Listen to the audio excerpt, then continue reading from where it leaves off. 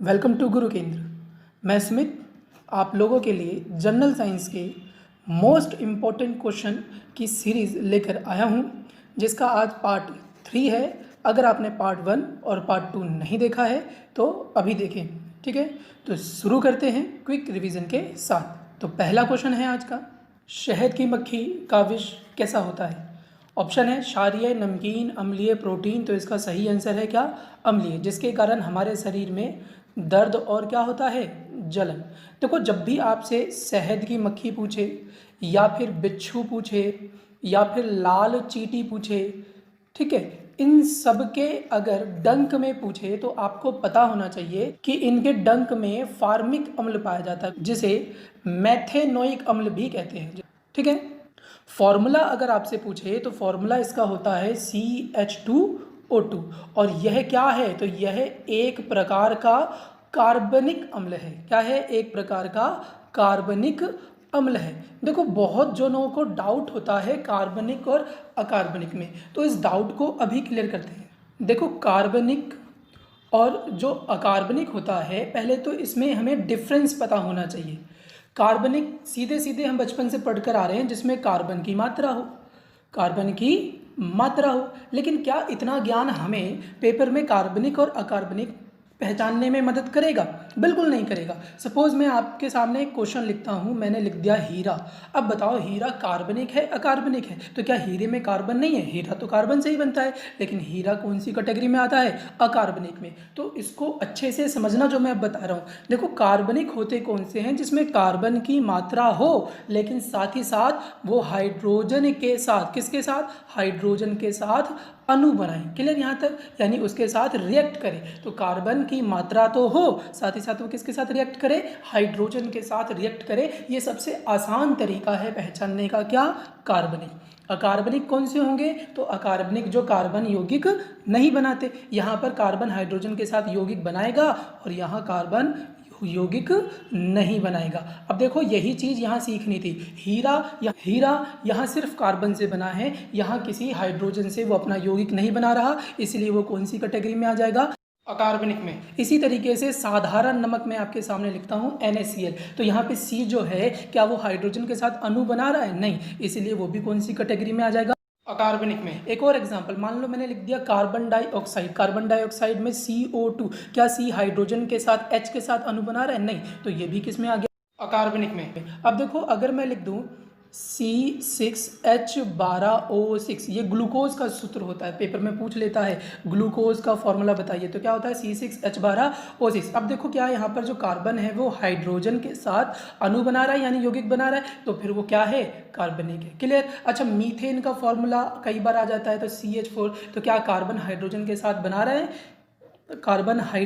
तो क्या carbon hydrogen के साथ यौगिक बना रहा है? हाँ, बना रहा है, इसीलिए वो क्या है? कार्बनिक है। तो अब आपको कार्बनिक और अकार्बनिक में डाउट नहीं होना चाहिए। कैसे पहचानोगे? कार्बन तो हो ही हो, साथ ही साथ वो हाइड्रोजन के साथ यौगिक बनाता हो, अणु। क्लियर यहाँ तक? कोई डाउट तो नहीं है? आप कार्बनिक अकार्बनिक पेपर में नहीं छूटना चाहिए। क्लियर? आगे थोड़ा और ध्यान देते हैं इस पे।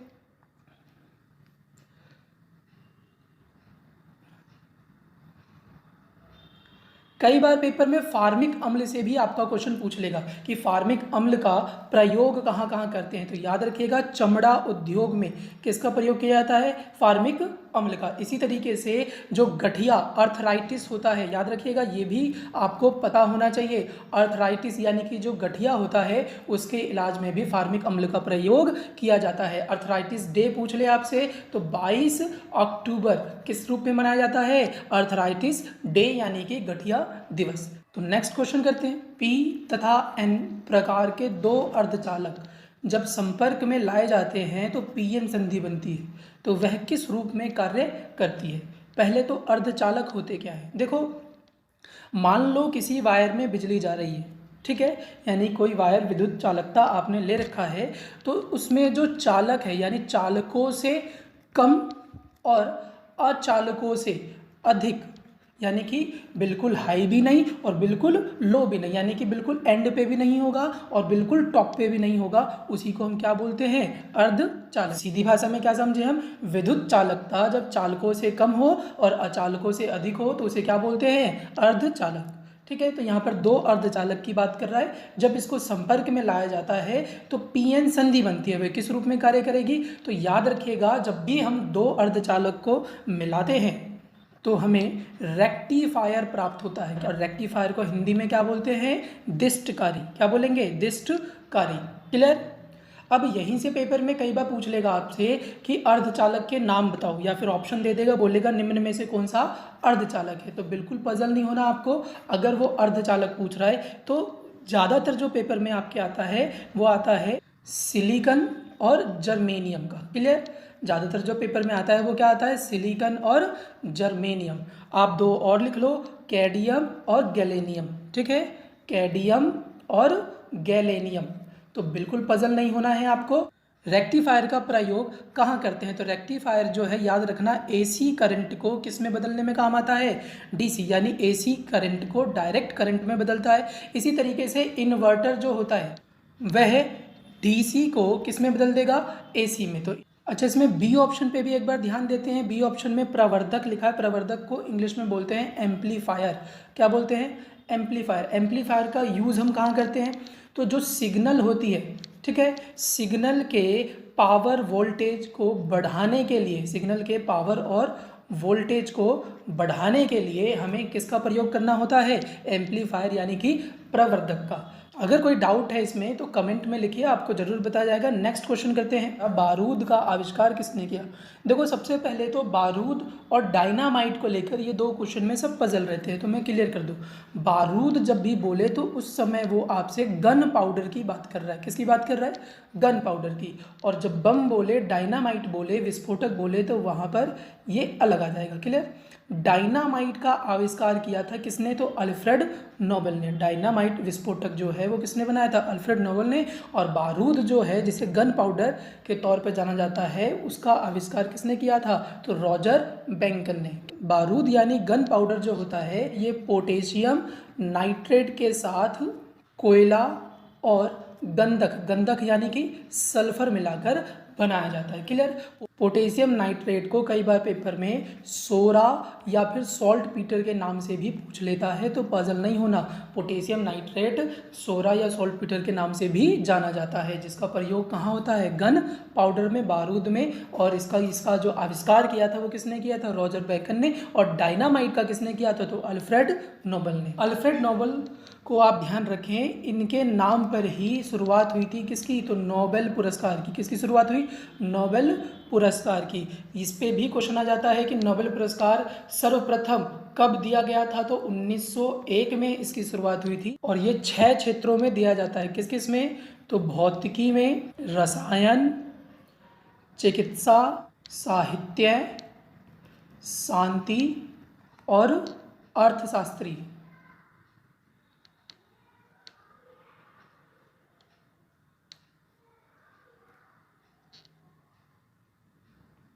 और अर्थशास्त्री। नोबेल पुरस्कार में 4.5 करोड़ रुपए और 200 ग्राम सोने का एक सिक्का दिया जाता है। क्लियर। 200 ग्राम सोने का सिक्का दिया जाता है। सिक्के की खास बात क्या है, सिक्के के एक तरफ तो है अल्फ्रेड नोबेल की, ठीक है, और दूसरी तरफ यूनानी देवी आइसिस की फोटो है। क्लियर यहाँ तक। बाकी ऑप्शनों पे ध्यान देते हैं। अल्बर्ट आइंस्टाइन ने सापेक्षतावाद का सिद्धांत दिया था, याद रखिएगा इसको, रिलेटिविटी बोलते हैं इंग्लिश में इसको, कि सापेक्षतावाद का सिद्धांत किसने दिया था, तो अल्बर्ट आइंस्टाइन ने, जिसका फॉर्मूला बहुत फेमस है, क्रांति मानी गई थी इसको, E = mc², जिसमें E जो है वो किसको दिखाएगा, एनर्जी को, M किसको दिखाता है, मास को, और C किसको दिखाता है, ये आया हुआ है पेपर में कि E = mc² में C जो है वो क्या है, तो C है स्पीड ऑफ लाइट। क्लियर। क्या है, speed of light. C option मैंने पहले भी बता दिया। अलेक्जेंडर फ्लेमिंग का आपसे क्वेश्चन पूछे तो पेंसिलिन की खोज, ये मैं पहली वीडियो में भी आपको बता चुका हूँ कि पेंसिलिन की खोज किसने करी थी, तो अलेक्जेंडर फ्लेमिंग ने करी थी। देखो, अगर सफलता चाहते हो तो मेहनत करो, और जो सफलता प्राप्त कर चुका है उसके गुणों को अपने अंदर शामिल करो। सबसे पहला गुण सफल व्यक्ति का ये है कि वो जो भी काम करता है रूटीन से करता है। तो आज आप अपना टाइम टेबल बनाओ, एक रूटीन बनाओ और उस रूटीन को फॉलो करो। क्लियर? ताकि आपको ये पता लग सके कि मुझे किस सब्जेक्ट पर कितना ध्यान देना है। ठीक है, मेहनत करो, अपने अंदर एक जुनून लाओ कि मुझे सफलता चाहिए तो चाहिए, मुझे सरकारी नौकरी चाहिए तो मिलेगी नौकरी। तो ठान लो कि मैं आज रूटीन बनाऊंगा और उसको फॉलो करूंगा और इतनी मेहनत करूंगा कि बस जो भी वैकेंसी आए उस पर मेरा ही हक हो। क्लियर? नेक्स्ट क्वेश्चन करते हैं। निम्नलिखित में से केवल अदिश राशि चुनिए। देखो, अदिश और सदिश यानी स्केलर और वेक्टर होते क्या हैं, इसको समझते हैं। मान लो कि एक लड़का अपनी छत के बिल्डिंग पे खड़ा है, ठीक है, और वो फिसलने वाला है, और आप भी उसी छत पे खड़े हो और आप चाहते हो कि आप उसको बचाओ। अब बचाने के लिए आप भाग कर जाओगे, उसको बचाना है, तो बचाने के लिए आप उस पर फोर्स लगाओगे। क्या लगाओगे? फोर्स लगाओगे। अब देखो, फोर्स लगाने का यहाँ पर एक तरीका है। अगर गलती से फोर्स इस तरफ लग गया तो फिर तो हो गया कल्याण, ठीक है, यानी कि वो तो ख़त्म। लेकिन हमें बचाना है तो फोर्स किस तरफ लगाना पड़ेगा? अपोजिट साइड में, यानी अपनी तरफ खींचना पड़ेगा। तो देखो, यहाँ पर मैंने बात करी फोर्स की, यानी कि बल की। किसकी बात कर रहा हूँ? फोर्स यानी कि बल की बात कर रहा हूँ। और बल जो है वो आप लगा रहे हो तो उसमें डायरेक्शन का यूज़ हो रहा है, यानी कि जिसमें परिणाम हो और परिणाम के साथ क्या हो? दिशा हो। तो उसको बोलते हैं सदिश राशि। कौन सी राशि? सदिश राशि। लेकिन जिसमें सिर्फ और सिर्फ परिणाम हो, दिशा ना हो, तो वो कौन सी राशि हो गई? अदिश राशि।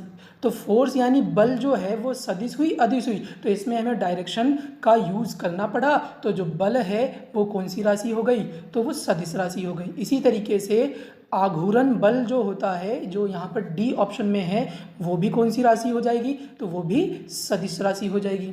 ठीक है, इसकी हिंट मैं दे देता हूँ। देखो, व से पहचानना है। किससे पहचानोगे? व से।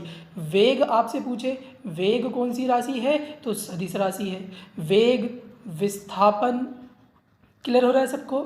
इसी तरीके से त्वरण, विद्युत क्षेत्र बोल दे, संवेग बोल दे, आवेग बोल दे, ये सारी की सारी चीज़ें जो हैं ये कौन सी कैटेगरी में आती हैं? सदिश राशि में आती हैं। तो अदिश राशि कौन सी होगी? जिसमें सिर्फ परिणाम चाहिए। तो इसके एग्जाम्पल कौन कौन से होंगे तो ये भी समझ लेते हैं। तो इसमें सबसे पहले आता है कार्य। अच्छा, कार्य किस पे डिपेंड करता है? ऊर्जा पर। अच्छा, तापमान, तापमान का एग्जाम्पल समझो। मान लो कि आप किसी ग्राउंड में खड़े हो और सूरज निकला हुआ है, तो आप इस तरफ खड़े होगे तो भी आपको उतने ही टेम्परेचर की गर्मी लगेगी, यहाँ खड़े होगे तब भी आपको उतने ही टेम्परेचर की गर्मी लगेगी। यानी कि तापमान का दिशा से कोई प्रभाव नहीं पड़ता, इसलिए वो कौन सी राशि हो गई? अदिश राशि। तापमान हो गया क्लियर। घनत्व बोले आपसे, क्लियर। कोण बोले, दाब, समय, चाल, ये सारी चीज़ें जो हैं ये किस में आएंगी? अदिश। और लिखिएगा, जैसे आवर्ती कई बार पूछ लेता, ये भी किस में आएगी? तो ये अदिश में आती है। तो अब क्वेश्चन पे आते हैं। क्वेश्चन है हमारा, निम्नलिखित में से केवल अदिश राशि चुनिए। तो अदिश राशि हमने अभी देखो लिख लिए। संवेग, आवेग, ये किस में आएगा? सदिश में। बल, सदिश में। बल, आघूर्ण, सदिश में। तो बचा कौन सा? ऊर्जा। ऊर्जा जो है वो कौन सी राशि है? अदिश राशि है। क्लियर? नेक्स्ट क्वेश्चन करते हैं। इनमें से विषम कौन सा है? ऑप्शन है चौक, चूना, भुजा चूना, संगमरमर। तो देखो, इसका सही आंसर जो है वो क्या है? भुजा चूना। कारण भुजा चूना जो है वो क्रिस्टलीय होता है, यानी क्रिस्टल के रूप में पाया जाता है।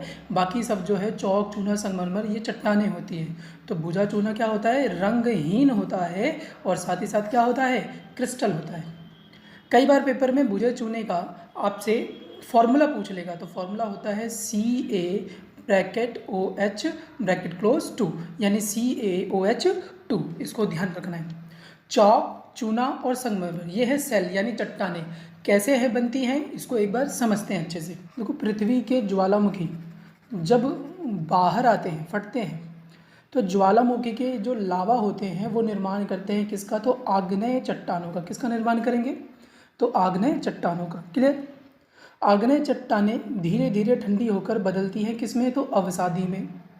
यानी आग्नेय जो है वो बदलेंगी किसमें, अवसादी में। क्लियर। आग्नेय चट्टानें जो होती हैं ये कठोर होती हैं और जब ये ठंडी होकर परतदार बन जाती है तो इनको हम अवसादी चट्टानें कहते हैं। आग्नेय चट्टानें कठोर होने की वजह से, ये कठोर होती है जिसकी वजह से यहाँ पर जीवाश्म नहीं पाया जाता, जबकि अवसादी चट्टानों में जीवाश्म पाया जाता है।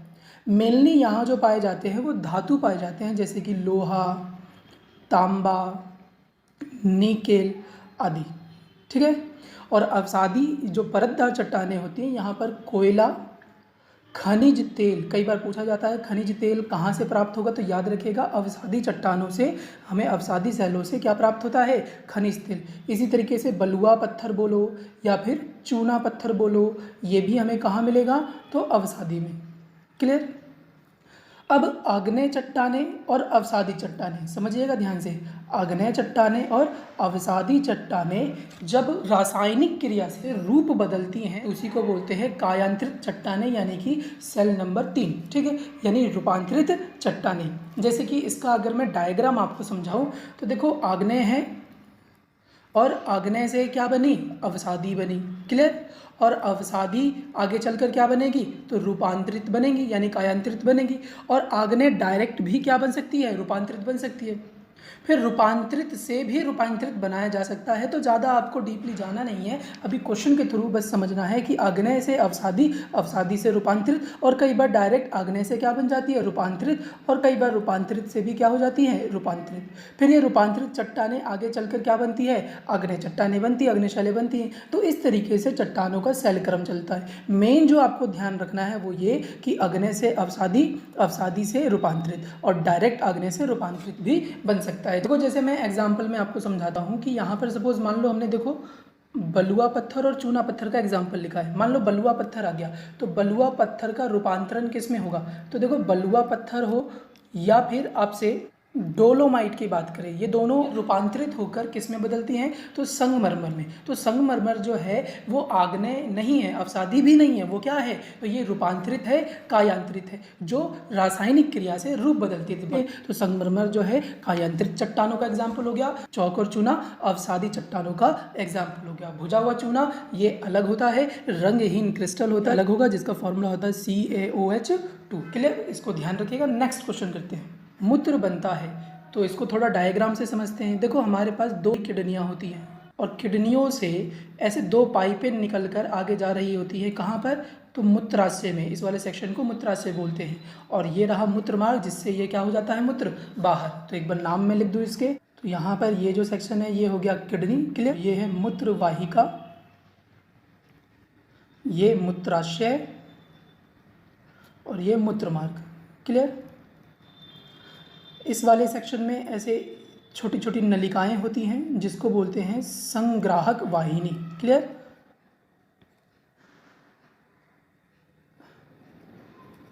अब समझिएगा इसको। देखो, मूत्र का निर्माण संग्राहक वाहिकी, यानी कि ये वाला जो सेक्शन है इसमें मूत्र का निर्माण होता है। फिर ये आगे किस में जाएगी, मूत्र वाहिका में जाएगी और मूत्राशय में इकट्ठा होती है, और मूत्र मार्ग द्वारा ये क्या हो जाती है, तो निष्कासित हो जाती है, बाहर हो जाती है। और अगर आपसे इसका फंक्शन पूछे, ये जो कार्य है यानी किडनी की जो मेन इकाई है, तो उसको अगर पूछा जाए आपसे तो वो बताना है नेफ्रॉन। किडनी की इकाई जो होती है वो क्या होती है, नेफ्रॉन। क्लियर। जब मूत्र मार्ग से हम मूत्र निष्कासित करते हैं तो उसमें सबसे अधिक मात्रा में पाया जाता है जल। क्लियर।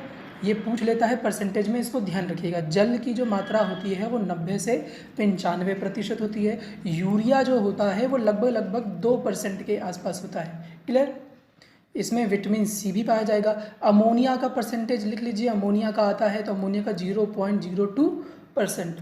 पीएच मान आपसे पूछ लेता है तो पीएच मान होता है 6.0। और मूत्र का पीला रंग जो होता है वो किसके कारण होता है, तो यूरोक्रोम के कारण। किसके कारण होगा, यूरोक्रोम के कारण। क्लियर। तो यहाँ से ये कुछ क्वेश्चन बनते हैं, इसको ध्यान रखिएगा। अगला क्वेश्चन करते हैं। अगला क्वेश्चन है, भारत में पहला कंप्यूटर कहाँ स्थापित किया गया था। तो भारत में पहला कंप्यूटर जो लिया था वो 10 लाख रुपए में 1956 में खरीदा था, जिसका नाम था HEC2M।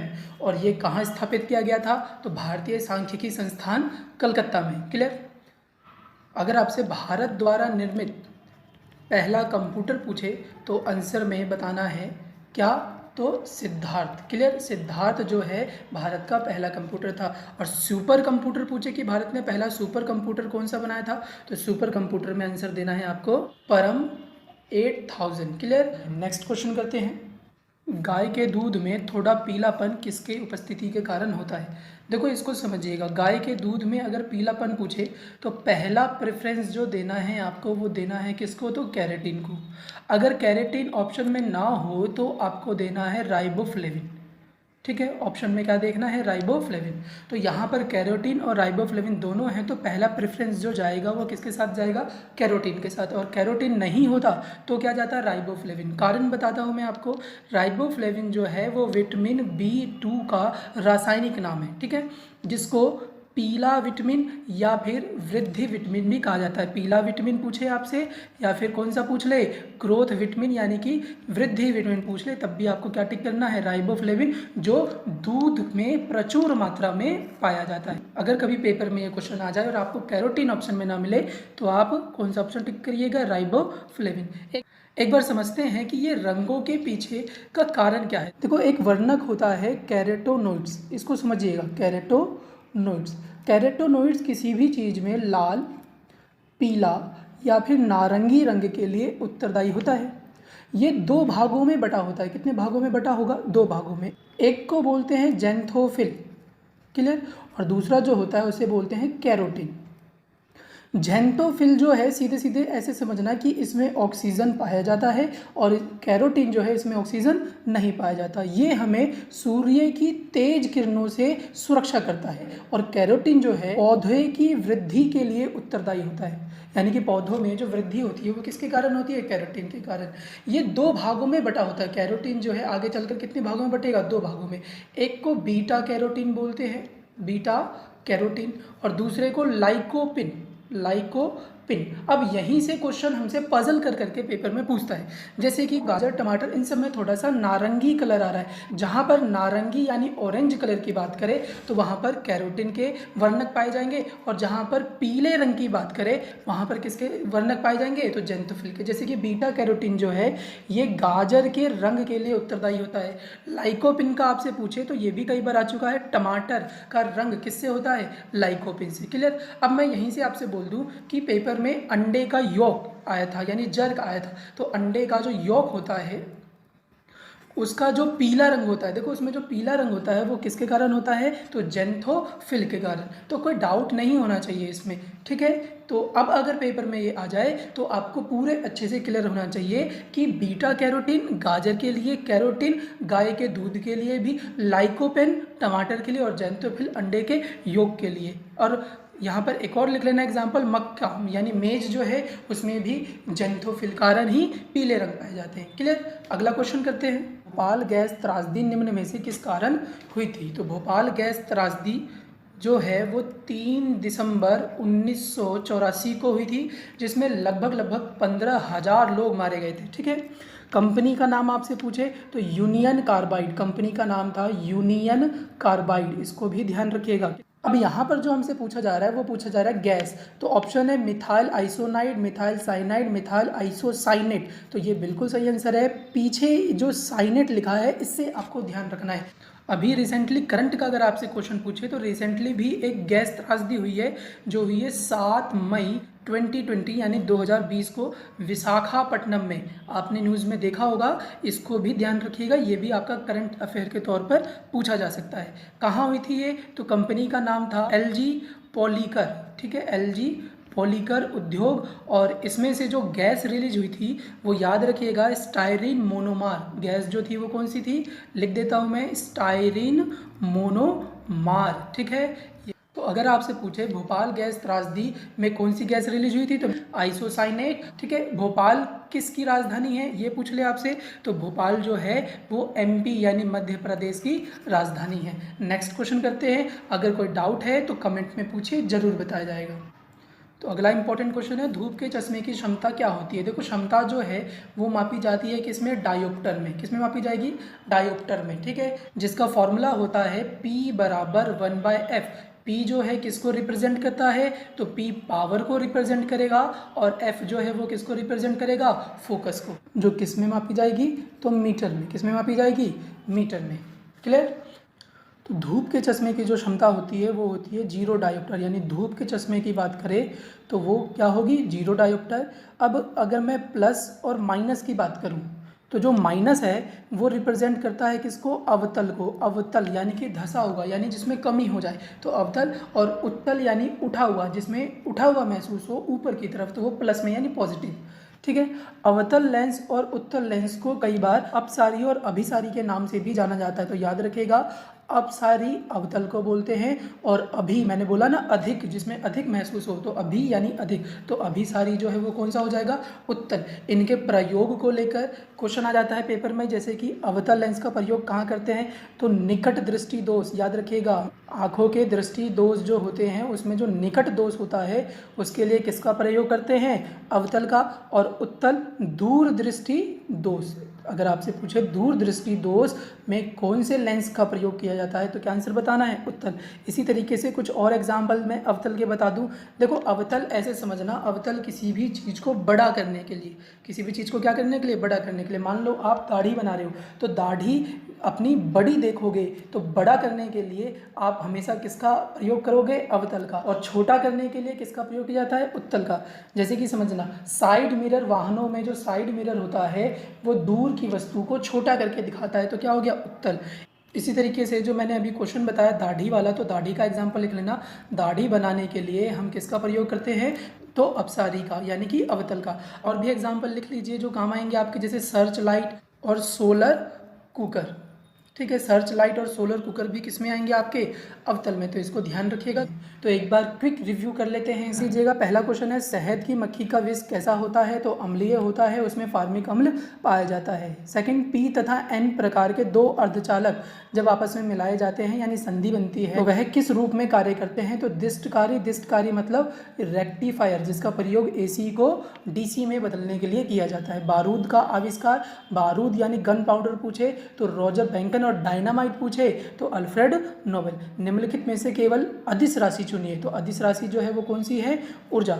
इनमें से कौन सा विषम है, तो विषम बताना है, तो भुजा हुआ चूना विषम है, क्योंकि ये क्रिस्टलीय रूप में पाया जाता है, रंगहीन होता है, और इसका फॉर्मूला क्या होगा, CaOH2। क्लियर। मूत्र बनता है, तो मूत्र बनता है संग्राहक वाहिनी में। भारत में पहला कंप्यूटर कहाँ स्थापित किया गया था, तो भारत में पहला कंप्यूटर जो है वह 1956 में भारतीय सांख्यिकी संस्थान कलकत्ता में स्थापित किया गया था, जिसकी लागत थी कितनी, तो 10 लाख रुपए। ठीक है। गाय के दूध के रंग में थोड़ा पीलापन किसकी उपस्थिति के कारण होता है, तो पहला प्रेफरेंस जो देना है वो किसको देना है, कैरोटीन को। कैरोटीन ऑप्शन में ना मिले तो राइबोफ्लेविन, इसको ध्यान रखना। क्लियर। भोपाल गैस त्रासदी निम्न में से किस कारण हुई थी, तो मिथाइल आइसोसाइनेट, पीछे वाले शब्द से ध्यान रखिएगा, साइनेट, मिथाइल आइसोसाइनेट। धूप के चश्मे की क्षमता क्या होती है, 0 डायोप्टर, और क्षमता जो है वो किस में मापी जाती है, तो डायोप्टर में। किस में मापी जाएगी, डायोप्टर में। ठीक है। अगर ये वीडियो आपको पसंद आई है तो इसको ज़्यादा से ज़्यादा लाइक करें, शेयर करें और सब्सक्राइब करें, और हमारे साथ मिलकर आप बुलंदियों को छुए। अगर आपने इससे पहले की वीडियो नहीं देखी है तो उसका लिंक डिस्क्रिप्शन में मैंने दे रखा है, वहां जाकर आप देख सकते हैं। और वीडियो को पहले पाने के लिए बेल आइकन जरूर दबाएं। जय हिंद, जय भारत।